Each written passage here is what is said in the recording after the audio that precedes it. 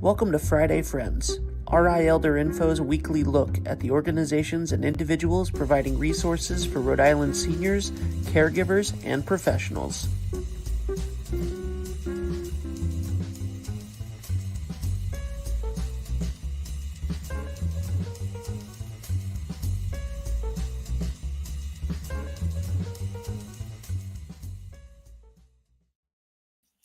Good morning, everyone. Happy very first Friday in December. It's a little chilly out, but it is bright and sunny, and I have faith that it is going to be a beautiful day today. And as you all know, because you watch me every week, this is Friday Friends, and I'm Deb Burton, the host and executive director of RI Elder Info. And if this is the first time watching, well, welcome. It's really important you hit the like and the share button and ring the bell and all those social media things so that you can be alerted when we're coming on here live, because every week we're bringing information that you or someone you know needs to know about. So we need your help to get the word out because, we're all in this together, so I appreciate you sharing this and helping to spread the information to our fellow Rhode Islanders. So we are here at Rhode Island Elder Info, a 501c3 nonprofit. So it is through the generous support of our sponsors that we're able to bring you Friday Friends every week. So a huge thank you to Aetna and United Health and Oak Street Health and Tamarisk Assisted Living, and 321 Media is working behind the scenes right now to make this look good. And if you've ever visited rielderinfo.com, and I'm hoping that you have, if not, you really need to, that is through the work of England Studio. And it is their generosity, as well as the generosity of viewers like yourself, who have supported our work, that really has enabled us to touch the lives of tens of thousands of people to get them the information when and where they need it so that they or someone they care about can remain independent as they age. So this week, we're going to talk about something that has had some changes throughout the pandemic and maybe making some changes coming up in 2023. So I would like to welcome Bethany Caputo from DHS, the SNAP Benefit Office. Hi, Bethany. Hi, good morning. I stumbled over your title, so if you want to share that out, that would be awesome. That's okay. I am the SNAP administrator here at DHS. Awesome. So explain to folks who may not know, what is SNAP? Sure.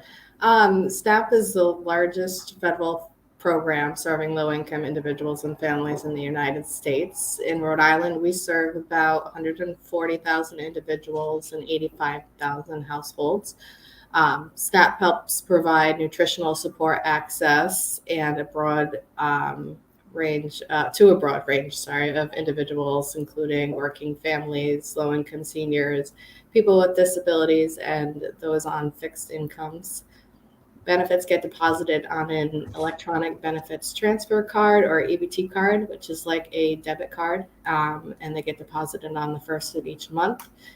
Households can use SNAP benefits to buy most food items, as well as plants and seeds to grow food. And they cannot be used to purchase non-food items.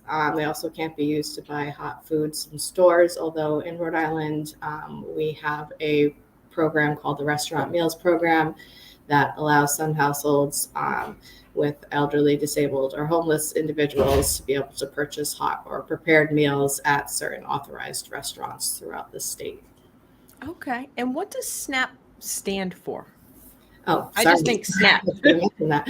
Supplemental Nutrition Assistance Program. Was that formerly known as the food stamp program, where you used to have to rip out pretend money out of the book, and now it's all on a card? Yes. Yeah. Okay.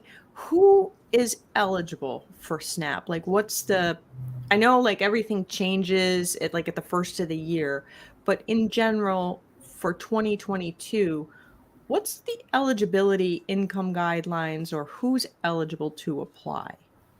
So for households that have elderly, which for SNAP is considered age 60 or older, or a disabled member, they just have to meet a net income limit of 100% of the federal poverty level. But there is a gross income test at 200% of the federal poverty level, just to determine whether resources are counted, like money in the bank or cash on hand. Mhm. And net income is income after deductions are applied for items like shelter or dependent care expenses and medical expenses. An example for these households for an income limit would be for a 3-person household, their net income should be at or below $1,920 per month. So for 3 people, if your income is around $1,900, you would be eligible for SNAP. Yeah, that's the net income after deductions. Okay, so I know one of the things that has been in the news, rightfully so, is the skyrocketing cost of rent and housing. So if someone is, say, has an income, I don't like math. So we'll say their income is like right around $3,000 and they're making like 36,000 a year, but they're paying that standard like $1,500 rent. You're looking at the balance after rent is paid, right? Yes. Okay. And then if they had to like have a copay for their heart medications and diabetes and the pharmacy costs, that comes off of that too when you're looking at the value of being able to apply for SNAP. Yep, if there's an elderly or disabled household member, they can get deductions for their medical expenses. Yep. So I think sometimes people get mixed up and say, well, I make too much money or things like that, but you know what we're seeing, I think we're all experiencing is we're going to the grocery store and holy moly is the bill skyrocketing. It's Mhm. it's insane. Yeah. Now, is the SNAP benefit something that can help at farmers markets? Was there a farmers food program? Was that through SNAP or was that through DEM where people could get boxes of vegetables? Households can use their EBT card to purchase food at farmers markets. It's not through DHS, but they are able to spend their SNAP benefits at farmers markets. Oh, good. Okay. And what are the restrictions for using the SNAP cards? Like I said, SNAP benefits can only be used to purchase food items, and they cannot purchase hot foods in stores. Those are the major restrictions. So no hot foods. And during COVID, like once the pandemic was declared, and I think we might still have it under emergency orders right now, even now. Um, it was on the news that a lot of people became eligible for SNAP, or if they were on SNAP, they were able to kind of get a bump in benefits. Is that something that's going to stay? Unfortunately, it's not. You're right. Since the start of the pandemic, SNAP benefits were temporarily increased due to the public health emergency. Households have been receiving extra SNAP benefits that equal the difference between their regular monthly benefit and the maximum amount for their household size, or $95, whichever is greater. Those benefits are deposited around the third of every month since the start of the pandemic. The benefits will continue as long as we have both a state emergency declaration due to COVID in place and a federal public health emergency in place. Once either of those ends, the benefits can be issued for just one additional month and then they will end. Right now, our state emergency declaration is active until December 11th. And it's renewed on a month-to-month basis. So we expect it to be renewed beyond that date. And the federal public health emergency is active until January 11th, 2023, although we expect that to be extended as well.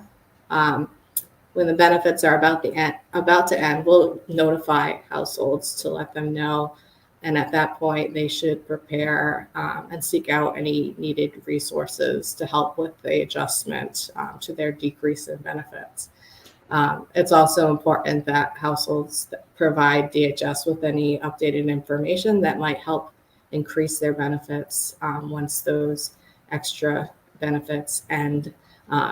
Like I said, things like like we discussed, things like medical expenses, and if they've had any increases in those or increases in shelter costs. Okay.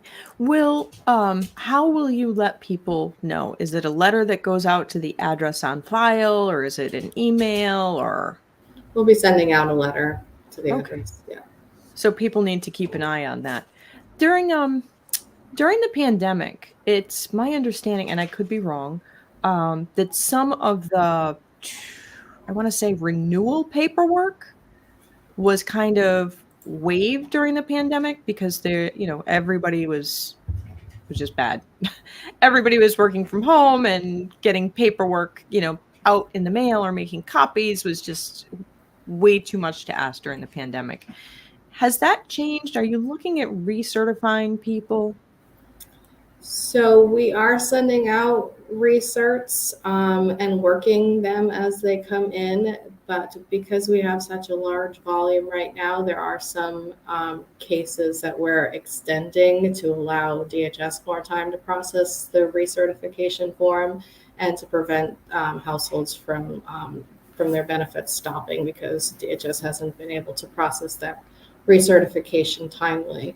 So for the most part, when a household receives a recertification form, they should fill it out and send it in, and DHS will make every attempt to work that timely. But if not, we are extending their recertification period. It could be anywhere from 1 to 5 months right now to allow us time to complete that research and to prevent a disruption in benefits.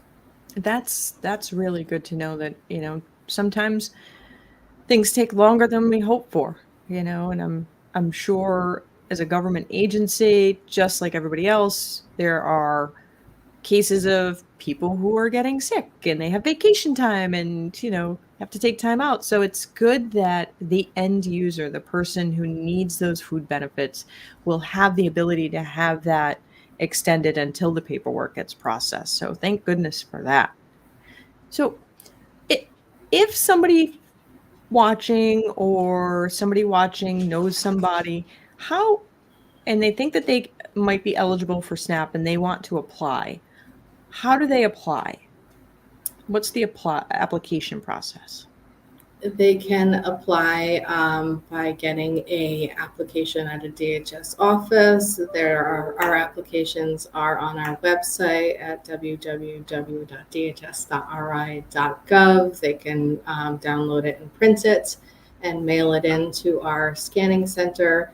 They can go online to our online application, create an account, and complete an application that way at healthyroad.ri.gov. And if they need assistance with the application process, we have SNAP outreach providers available throughout the state to help out with that. And that information is also on our DHS website, dhs.ri.gov. Okay. And you said that they can do it in paper, because I know not all older adults are able to access the internet very easily. So, Yeah. sometimes it's confusing. And is there anything that needs to get submitted with that paperwork? Anything that they need photocopies of, bank records, mortgages, anything like that? Yes, if they have income, they should provide documentation of that income, whether it's income from employment or unearned income like Social Security benefits or something like that. They should provide documentation.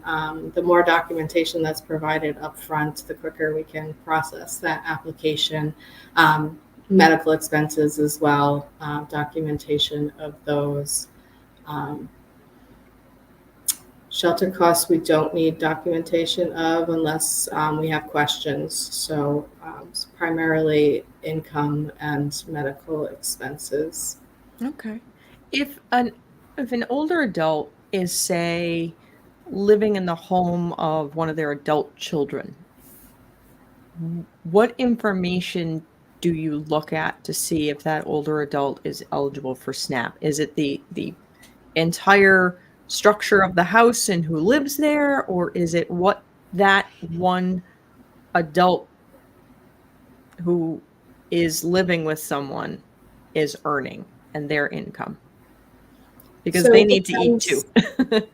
Yeah, so it depends if they want to, if they're applying with the person they're living with, if they purchase and prepare food together, they should apply together. Then the adult that they're living with would have their income considered. If they purchase and prepare separately, then just the person applying, the older adult applying, would have their income considered and deductions considered, and they would be considered a household of one rather than a household of two. Okay. And you had said it comes on almost like a debit card or like a credit card. One of the things that I have heard has arrived in Rhode Island, unfortunately, is there are um, fake EBT scanner boxes, just like people have been experiencing. It feels like forever. If you go to the gas station, you put your credit card into the pump. Some of those things are fake, and it's stealing your credit card information. I've heard the same kind of fake swipe box is happening here in Rhode Island. Are you seeing a lot of incidences of that? We are seeing some. It's picked up recently. We're still under 100, which is still isn't great, but we're monitoring it very closely. We're especially monitoring cases that we think might be in danger of having their EBT cards skimmed, is what they call it. Ah, Um, okay. Skimmed. yes, yes. And when we learn that somebody has had their benefits stolen, we are replacing those benefits. Oh, so those benefits can be replaced. Okay. But you Not, have yeah, there has been a lot of discussion about that. We cannot, the federal government aren't replacing those benefits, but states have the option to use state funds to replace those benefits. and I'm assuming you need to have documentation that the skimming has happened, police report, something along those lines. We are asking everyone who has this happen to them to file a police report. In some cases, we already have the information or verification that their card was skimmed through our fraud department because they are tracking it. So in that case, they don't have to provide any verification. But if we're not aware of that, then a police report, we're asking them to file a police report and then contact us and let us know so we can replace those benefits. That is awesome. I feel like with the increased cost of everything since the world has opened back up, that there's probably a lot more people who are eligible for SNAP than are actually applying for it. Mhm. Yes, that's accurate. Yes, I would say so. And Rhode Island does have a hunger problem. So I'm hoping that there are people out there who are watching who will share this. And again, if can you just repeat again if people needed to apply or they wanted to find out if they're eligible, what are the ways that they can do that? So, excuse me, they can get a paper application either through the DHS office or online, download and print, and mail that in to our scanning center. That address is on our website. I believe it's on the application as well. They can go online and apply through our customer portal at healthyroad.ri.gov. They can get assistance with the application process through a SNAP outreach provider. We have a list of those providers on our DHS website. Um, those would be the primary methods of applying. And I always say, when in doubt, just apply and see if you're eligible. We also, on the Healthy Road website where the application resides, we have like a basic screener that might tell you what whether or not you're eligible or potentially eligible for the benefits if you want to have an idea of your potential eligibility.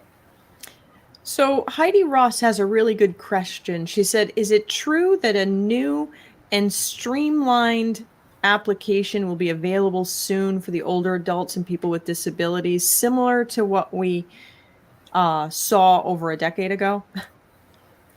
Yes, we are going to be implementing an elderly and disabled simplified application project we're calling ESAP for short, beginning in January. And the program allows for a simpler application process and a longer eligibility period for SNAP applicants and households where all members are age 60 or older, receive disability payments or a combination of both, and have no income from working. And those that meet that criteria can have a longer certification period. Normally, these households would have a 24-month certification period. This project or program allows for a 36-month certification period with no interview required at recertification, unless the household's going to be closed or the household requests an interview or there's questionable information that DHS has to resolve with the households. We'll also make every attempt to verify the information that's provided on the application through the data matches that we have available to us rather than requesting the household provide all that information. And the active SNAP households who meet this criteria, they'll change over to the ESAP program in February, whereas new applicants will have it available to them in January. And we have developed a shortened paper application for this population. We're hoping to get that out in time for the January release date.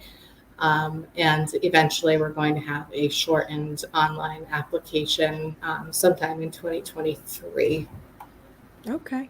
And another question has come in outside of the chat, and it is, Social Security is giving one of the biggest cost of living raises ever.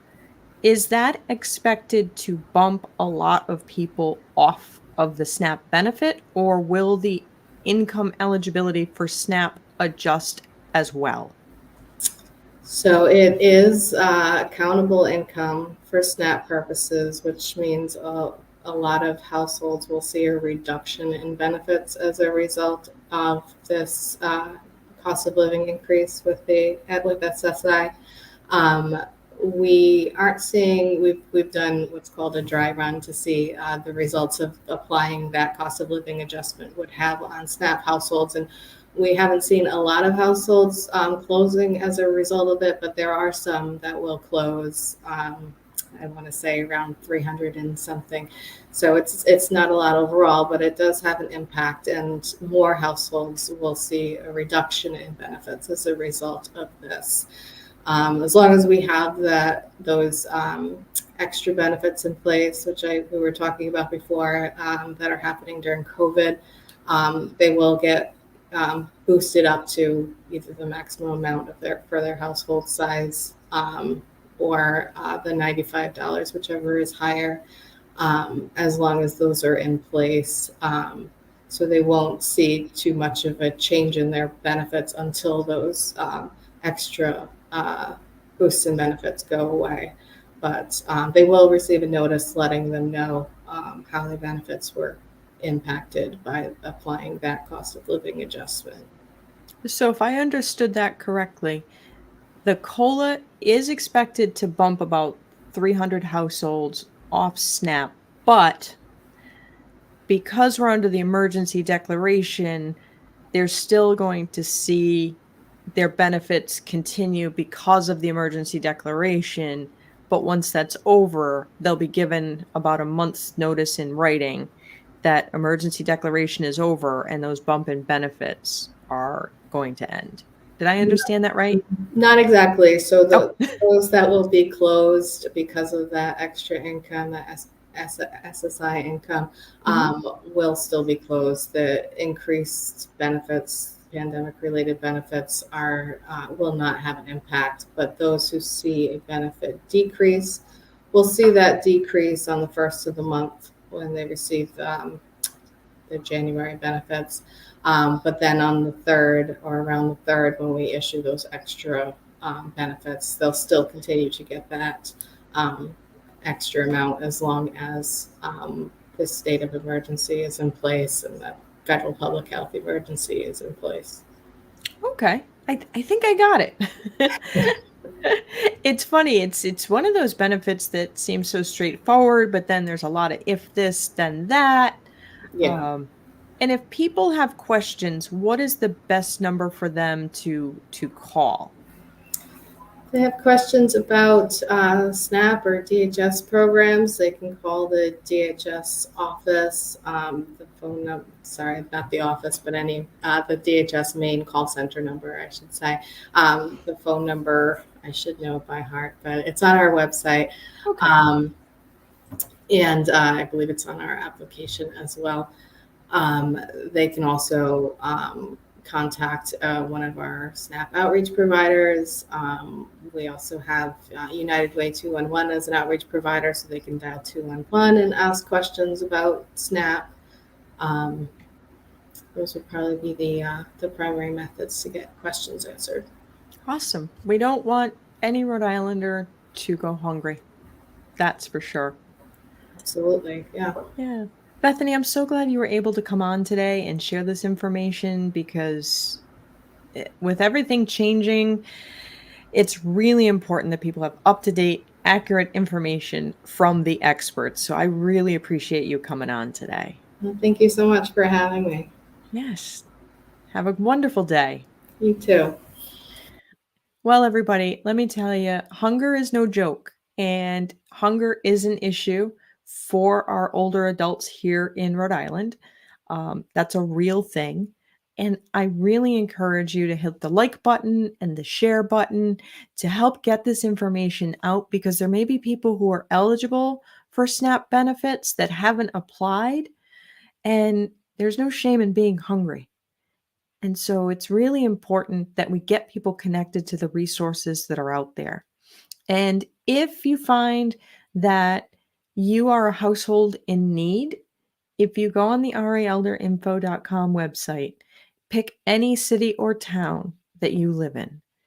There is a link to the Rhode Island Food Bank so that you can find food pantries in your area to make sure that you get the food that your family needs. We don't want anybody to be hungry out there. Hunger is not fun. Hunger is not healthy. And in such a rich society, there's no need for people to be hungry.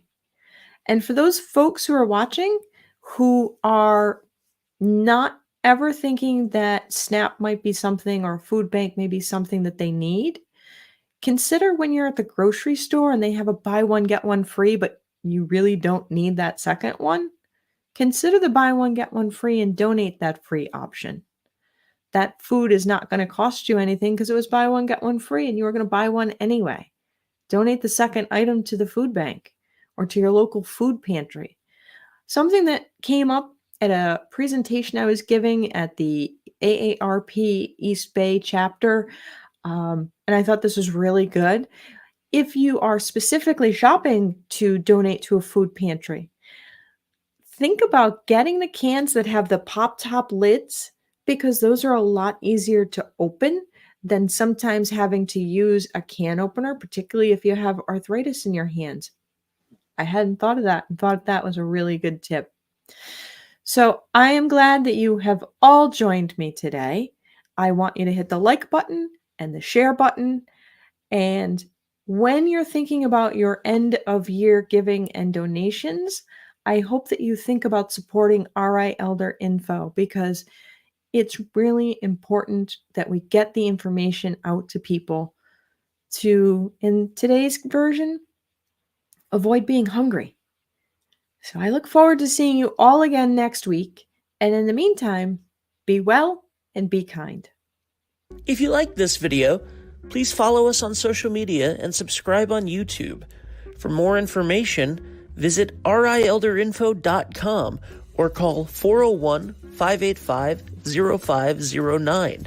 If you have any questions, email deb@rielderinfo.com.